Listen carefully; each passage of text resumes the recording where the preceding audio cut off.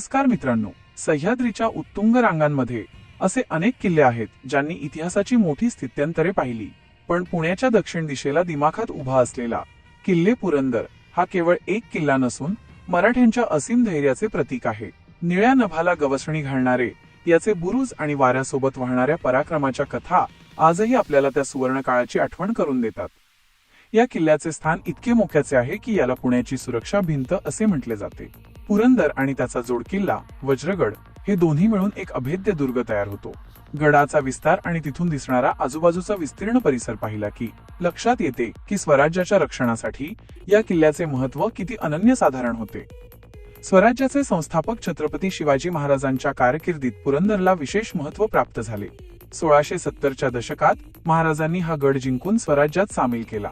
याच पवित्र भूमीवर स्वराज्याचे दुसरे छत्रपती छावा संभाजी महाराज यांचा जन्म झाला. या गडाच्या मातीने एका महापराक्रमी राजाचे बालपण पाहिले आहे. पुरंदरचा इतिहास सांगताना नरवीर मोरारबाजी देशपांडे यांच्या बलिदानाचा उल्लेख केल्याशिवाय तो पूर्ण होऊच शकत नाही. जेव्हा मुघल सरदार दिलेर खानाने हजारो सैन्यासह गडाला वेढा घातला तेव्हा मोरारबाजींनी आपल्या मूठभर मावळ्यांसह शत्रूला पाणी पाजले.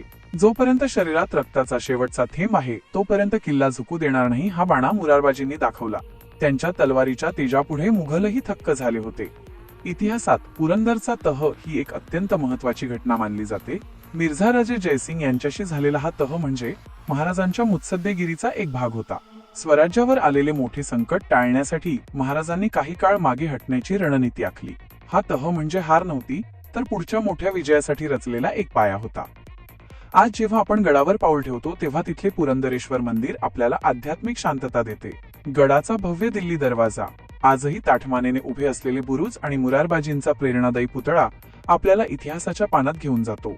गडावरचे पाण्याचे टाके आणि तटबंदी आजही त्या काळातील स्थापत्यशास्त्राची साक्ष देतात. पुरंदर हा किल्ला आपल्याला शिकवतो की परिस्थिती कितीही कठीण असली तरी जिद्द आणि ध्येय सोडायचे नसते. हा गड मराठी माणसाच्या अस्मितेचा आणि बलिदानाचा जिवंत पुरावा आहे. अशाच ऐतिहासिक माहितीसाठी आपल्या चॅनेलला सबस्क्राईब करायला विसरू नका. धन्यवाद. जय शिवाजी, जय भवानी.